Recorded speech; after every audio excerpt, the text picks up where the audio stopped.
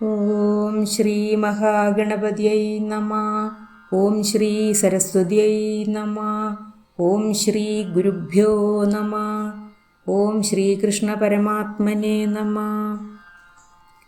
ഇന്ന് നമുക്ക് നാരായണീയം ദശകം 6-ലെ 8-ാമത്തെ ശ്ലോകം പഠിക്കാം.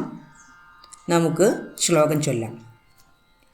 ശ്രോണീസ്ഥലം മൃഗഗണാഃ പദയോർനഖസ്തേ ഹസ്ത്യുഷ്ട്രസൈന്ധവമുഖാ ഗമനം തു കാലാഃ വിപ്രാതിവർണഭവനം വദനാബ്ജബാഹു ചാരൂരുയുഗ്മചരണം കരുണാംബുധേ തേ. നമുക്ക് ആദ്യത്തെ 2 വരികളുടെ അർത്ഥം നോക്കാം. ശ്രോണീസ്ഥലം മൃഗഗണാഃ പദയോർനഖാസ്തേ ഹസ്ത്യുഷ്ട്രസൈന്ധവമുഖാ ഗമനം തു കാലഃ. ശ്രോണീസ്ഥലം ഭഗവാന്റെ അരക്കെട്ട്, മൃഗഗണാഃ മൃഗസമൂഹങ്ങൾ അധിവസിക്കുന്ന സ്ഥലമാകുന്നു. കഴിഞ്ഞ ദശകത്തിലെ ഒരു ശ്ലോകത്തിലും പറഞ്ഞിരുന്നു, ഭഗവാന്റെ അരക്കെട്ടാകുന്നു ഭൂമിലോകം ആയിരിക്കുന്നത്.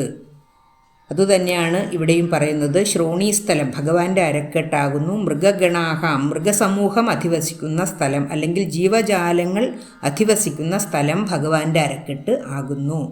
പദയോർ നഖാസ്തേ തേ അങ്ങയുടെ പദയോർ പദയോഹോ പാദങ്ങളുടെ നഖാഹ നഖങ്ങൾ തേ പദയോർ നഖാഹ അങ്ങയുടെ പാദങ്ങളുടെ നഖങ്ങൾ ഹസ്ത്യുഷ്ട്രസൈന്ധവമുഖ ഹസ്തി ആന, ഉഷ്ട്രം ഒട്ടകം, സൈന്ധവം കുതിര, മുഖ മുതലായവയാകുന്നു.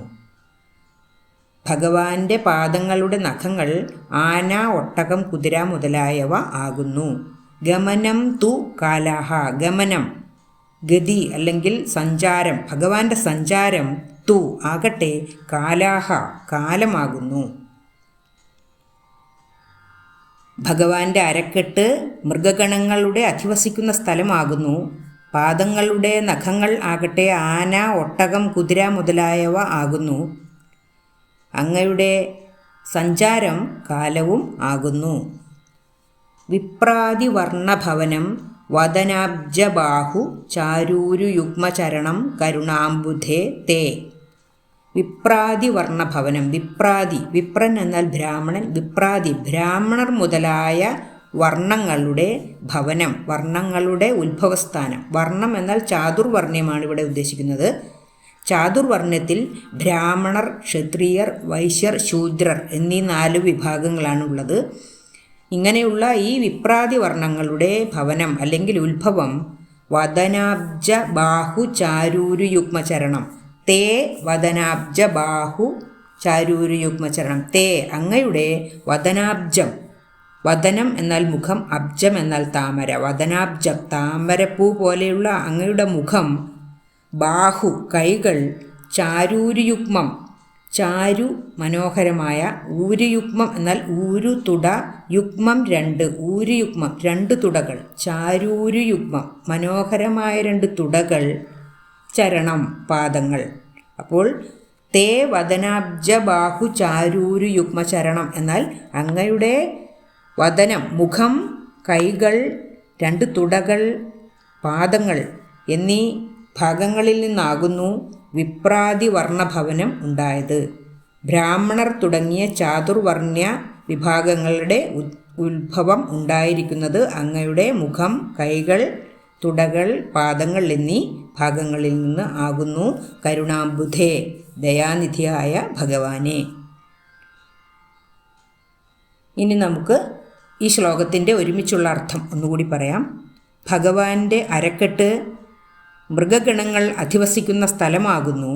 ഭഗവാന്റെ പാദങ്ങളുടെ നഖങ്ങൾ ആകട്ടെ ആന, ഒട്ടകം, കുതിര മുതലായവ ആകുന്നു. ഭഗവാന്റെ സഞ്ചാരമാകുന്നു കാലം ആയിരിക്കുന്നത്. ബ്രാഹ്മണർ, ക്ഷത്രിയർ, വൈശ്യർ, ശൂദ്രർ എന്നീ 4 വർണ്ണങ്ങൾ ഉത്ഭവിച്ചിരിക്കുന്നത് യഥാക്രമം ഭഗവാന്റെ മുഖം, കൈകൾ, തുടകൾ, പാദങ്ങൾ എന്നീ അവയവങ്ങളിൽ നിന്നാകുന്നു. അല്ലയോ ദയാനിധേ ഭഗവാനെ എന്നാണ് ഈ ശ്ലോകത്തിൽ പറഞ്ഞിരിക്കുന്നത്. ശ്രോണീസ്ഥലം മൃഗഗണഃ പദയോർനഖാസ്തേ ഹസ്ത്യുഷ്ട്ര സൈന്ധവമുഖാഗമനം തു കാലാഹ വിപ്രാതിവർണഭവനം വദനാബ്ജബാഹു ചാരൂരുയുഗ്മചരണം കരുണാംബുധേ തേ. നമുക്ക് ശ്ലോകം ഒന്നുകൂടി ചൊല്ലാം.